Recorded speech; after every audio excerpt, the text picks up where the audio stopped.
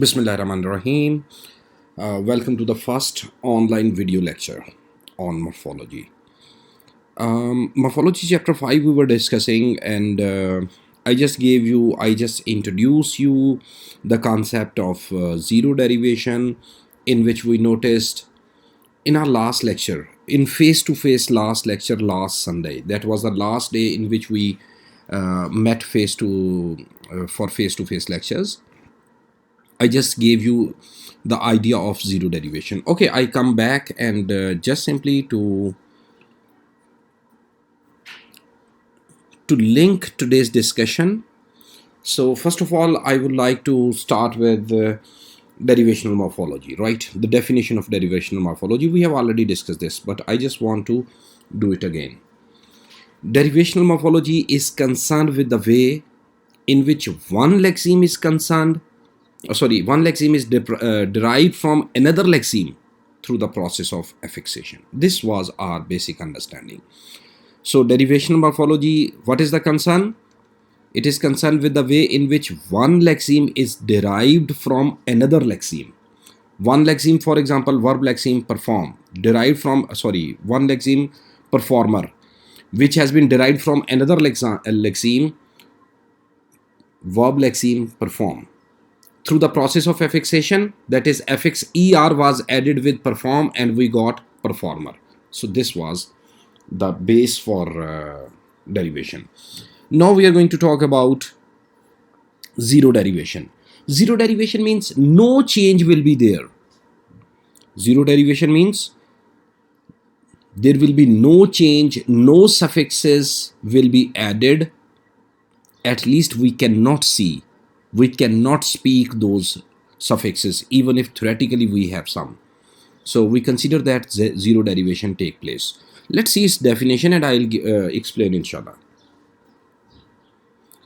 Zero derivation can occur without any overt change. Overt means obvious, noticeable change. Look, it is called zero derivation or conversion. This conversion means simply converting verb lexeme to noun lexeme, for example, right? Hope, is it a noun or a verb? I'm sure we discussed it in our last lecture, and you people said that hope is verb. I said okay. Some of you said hope is noun. I said okay. And through examples we noticed that yes, it can behave like verb or like noun. For example, he hoped that they would come. He hoped that. So it means with ed this was a verb. So hope can be used as a verb. The only hope was that the hope. It means hope is a noun here. So hope can be used both ways, as noun or as verbs. And I'm sure you already know this. Same is the case with fear. He feared that dash dash. So fear has been used as a verb. The fear was that, and you can see fear has been used here as a noun. So it can be used both ways. Okay, coming to zero derivation. We notice that when a derivation can occur without any overt change. Previously, I was giving you examples like perform, performer, perform when there were inflectional variants like performs, performing, performed, and performs. These four were inflections. There was no derivation. But when we noticed perform, performer, or performance, these were derivations, right? So we could notice an overt change, an obvious change we can notice because perform, performer, er was added as a suffix because er is a derivational suffix. When we added this, we got derivation. Performance, ance is a derivational suffix. With perform, it made performance. So this is how we notice that in all our previous examples that when derivation takes place, change of part of speech is there along with a suffix is added, right? So now we notice that without any overt change, without any noticeable change, it is possible that we can have derivation. This is called zero derivation. So it is called zero derivation, or other name of zero derivation is conversion. So if I give you, if I ask you any question about write a note on conversion, so you are supposed to write zero derivation. Now the most important thing, actually, if you could recall to your mind last week, just in the last minutes I said that I don't want to start with this because it requires a lot of attention, and I will explain it.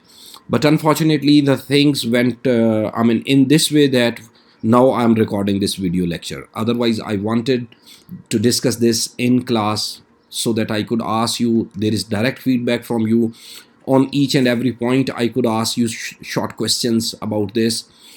But anyways, we have to go the way, we can do it, whichever way we could do, inshallah we will keep on doing. So just I need your attention here, because as it carries from here, as it carries a phonologically empty zero suffix. What do we mean by phonologically empty zero suffix? Phonologically means we don't speak. Empty means khali. We can't speak, we don't write. Just for example, here I have mentioned here empty, this one. You can see this particular, this is called empty, right? So there is a suffix with hope when it is used as a noun, but this is empty. Empty means it can neither be written nor we speak it. So we consider it. This is just theoretical discussion. Remember, you don't have to write otherwise. If you write I hope that they would come, so here I used it as a verb. The hope was that I did not use this sign, this zero and then there is a cross on it. This particular sign, we don't use it when we speak or when we write. It is only for theoretical discussion to make you understand that there is a phonologically empty zero suffix that we add, but neither we write when we are writing nor we speak when we are speaking these words. Okay. So this is the concept of phonologically empty zero suffix, and it is there with both hope and fear. Let's see, we are going to prove now. What we are going to do, we are going to prove it now. Okay, I stop here for a while. Not for a while, actually. I just want to stop my video here because longer videos are difficult to upload. So this is first lecture video on zero derivation. I stop here, and the rest of the discussion you will find in the next second video. Thank you.